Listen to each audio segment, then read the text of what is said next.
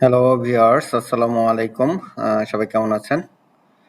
আমরা আজকে এসেছি জামালপুরের মাদারগঞ্জে একটি 3 kVA হাইব্রিড ইনভার্টার এবং হাইব্রিড সিস্টেম স্থাপন করার জন্য। তো ভিডিওটি শেষ পর্যন্ত দেখবেন না টেনে, তাহলেই আপনার সকল প্রশ্নের উত্তর পেয়ে যাবেন। তো এখানে কত খরচ হয়েছে এবং এটা হাইব্রিড সিস্টেম কিভাবে কাজ করে, হাইব্রিড সিস্টেম করাতে আমাদের কি লাভবান হবে এবং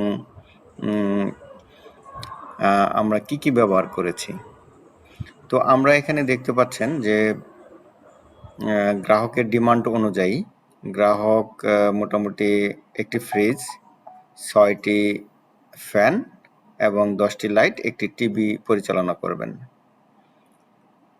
তো গ্রাহক এই মুহূর্তে 3 kVA এর একটা ইনভার্টার নিয়েছেন এবং 1340 ওয়াটের প্যানেল নিয়েছেন। তো আমরা এখানে 335 ওয়াটের 4টি প্যানেল স্থাপন করেছি।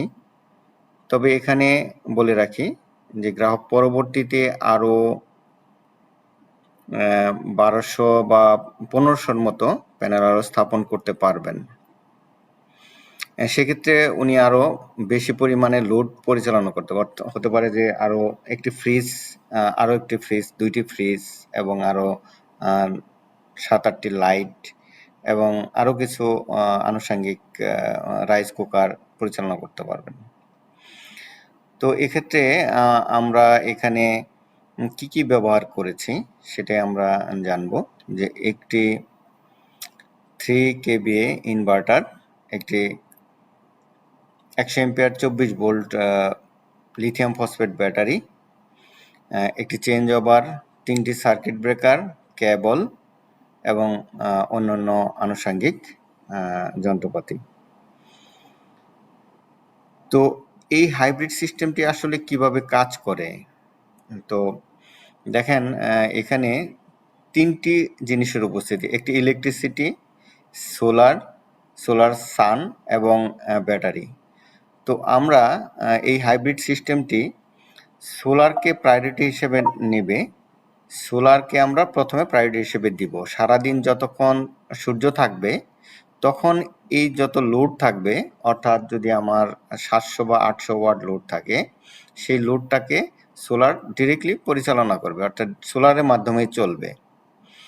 এবং যখন ইলেকট্রিসিটি চলে যাবে তখনও কিন্তু আপনার সোলারেই চলবে দিনের বেলা। তো আমার যদি সন্ধ্যা হয়ে যায়, তখন যদি ইলেকট্রিসিটি, সোলার নাই, তখন করবে কি, ইলেকট্রিসিটিতে চলে যাবে। ইলেকট্রিসিটি যদি না থাকে তখন সে ব্যাটারি ব্যাকআপে চলে যাবে। তো এই যে সারাদিন আপনার সোলারের মাধ্যমে চললো এবং ব্যাটারিকে চার্জ করলো, এক্ষেত্রে কিন্তু আপনার ইলেকট্রিসিটির মাধ্যমে কিন্তু আপনার ব্যাটারিকে চার্জ করার প্রয়োজন হলো না। এবং আপনার যে অন্যান্য লোড, ফ্যান এবং ফ্রিজ এবং অন্যান্য যদি ইনস্ট্রুমেন্ট থাকে, সেগুলা কিন্তু আপনি সোলারের মাধ্যমেই চলবে। সেক্ষেত্রে কিন্তু এখানে বিদ্যুৎ সাশ্রয় হচ্ছে, অর্থাৎ সারাদিন যে যত লোডগুলা চলবে সমস্ত কিন্তু সোলারেই চলবে। আপনি এখানে কিন্তু আমার মনে হয় যে সারাদিন যদি সকাল 8টা থেকে চলে বিকেল 5টা পর্যন্ত, তাহলে 9, 10, 11, 12, 1, 2, 3, 4, 5 মোটামুটি 8 ঘন্টা ধরে নেই আমরা এই সোলারের মাধ্যমে চললো। তো বাকি সময়টা আমাদের ব্যাকআপ প্লাস ইলেকট্রিসিটিতে চলবে। সেক্ষেত্রে আমাদের কিন্তু এখানে মোটামুটি 30 to 40% বিদ্যুৎ সাশ্রয় হচ্ছে। আপনার বিল কম আসবে, এটাই বাস্তব এবং এটাই হচ্ছে, এবং আমরা বিভিন্ন জায়গায় আমরা এটা স্থাপন করেছি।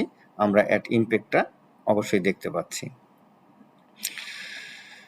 তো আমরা এখানে খুবই প্রটেক্টলি এবং আমাদের ব্রেকার দিয়ে, যাতে ইনভার্টার ক্ষতিগ্রস্ত না হয়, আমরা 3টি ব্রেকার এবং সোলার থেকে আগত যে কেবল, সেটাতে আমরা ব্রেকার ব্যবহার করেছি, এসি ইনপুটে ব্যবহার করেছি, এসি আউটপুটে ব্যবহার করেছি এবং লিথিয়াম ফসফেট ব্যাটারি আমরা ব্যবহার করেছি। তো লিথিয়াম ফসফেট ব্যাটারি সম্পর্কে আমরা একটা ভিডিও করেছিলাম, সেখানে আপনারা জানেন যে আমাদের লিথিয়াম ফসফেট ব্যাটারিগুলার মোটামুটি 10 থেকে 12 বছর আপনার লাইফ টাইম এবং 4 বছরের ওয়ারেন্টি থাকে এবং এখানে কোনো ব্যাটারিতে কোনো পানি দেওয়ার কোনো ঝামেলা নেই। ফুলে যাওয়া বা কোনো অন্য কোনো না এবং এটা আপনার 80 থেকে 90% আপনার আউটপুট দিয়ে থাকে, যেটা লিড অ্যাসিড ব্যাটারি অর্থাৎ পানি ব্যাটারি দ্বারা সম্ভব না। অর্থাৎ আপনি যদি পানি ব্যাটারিতে 100 এম্পিয়ারের একটি ব্যাটারি ব্যবহার করেন তাহলে আপনি ওটা 60% পর্যন্ত আপনি ড্রেন করতে পারবেন বা 50% অ্যাট দ্য রেট লেখা থাকে, দেখেন অ্যাট দ্য রেট 50% এরকম লেখা থাকে, অর্থাৎ 50% পর্যন্ত আপনি ড্রেন করতে পারবেন এবং চার্জিংও আপনি দ্রুত করতে পারবেন না, সেটা হলো একটা লিমিটেশন আসে, অর্থাৎ 10% হারে আপনি চার্জ করতে পারবেন। কিন্তু লিথিয়াম ব্যাটারিতে সুবিধাটা হচ্ছে, লিথিয়াম ফসফেট ব্যাটারিতে সুবিধা হচ্ছে যে আপনি এটা থেকে প্রায় 80 to 90% আপনি ড্রেন করতে পারবেন, অর্থাৎ ব্যাকআপ টাইম আপনি অনেক বেশি পাবেন এবং এটাতে আপনি চার্জ করতে পারবেন আপনি প্রায় 70% 60% দিয়ে আপনি চার্জ করতে পারবেন, অর্থাৎ দ্রুত ফাস্ট চার্জিং করতে পারবেন। অর্থাৎ এখন যে সমস্যাটা সেটা হচ্ছে যে বিদ্যুৎ থাকে না, বিদ্যুৎ না থাকার দরুন আপনার চার্জ দ্রুত করতে হয় এবং কারেন্ট পাওয়ার যখন আসে তখন আপনার চার্জটাকে দ্রুত করার প্রয়োজন হয়, যেটা আপনার লিড অ্যাসিড দ্বারা হয় না এবং অন্য আইপিএস দ্বারাও হয় না, যেটা হাইব্রিড ইনভার্টার দ্বারা সম্ভব। এখানে কারেন্টটাকে আপনি বাড়ায় দিতে পারবেন, কমায় দিতে পারবেন, এটা ইচ্ছা মতো করা যায়। এটা হলো হাইব্রিড সিস্টেমের সুবিধা এবং এটা সাইন ওয়েভ ইনভার্টার, যেটা দ্বারা আপনার ফ্যানের শব্দ হবে না, রেগুলেটর নষ্ট হয়ে যাবে না, এটা হলো সুবিধা। তো দেখতে পাচ্ছেন যে আমরা এখানে কমপ্লিট স্থাপন করেছে, এখানে ব্রেকার এবং অন্যান্য ব্যাটারি এবং রানিং আছে সিস্টেমটি। তো এটি আমাদের মোটামুটি যে স্থাপন করেছি সেটি মোটামুটি আনুমানিক আমরা 1,75,000 টাকার মতো আমাদের এখানে খরচ হয়েছে। তো আপনারা যদি এখানে আরো সোলার প্যানেল বাড়িয়ে নিতে চান এবং এখানে ব্যাটারি আরো ইনক্লুড করতে চান, অর্থাৎ এখানে আমরা একটা 24 ভোল্টের একটা 100 এম্পিয়ারের ব্যাটারি লাগিয়েছি। তো আপনি যদি ব্যাকআপ টাইম আরো বেশি চান তাহলে আমরা এখানে 2টি ব্যাটারি ব্যবহার করতে পারি।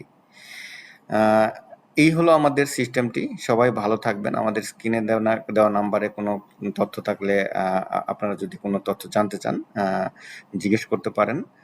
তবে আপনারা ভিডিওটি লাইক করবেন, শেয়ার করবেন, ভালো লাগলে অবশ্যই শেয়ার করবেন। আসসালামু আলাইকুম।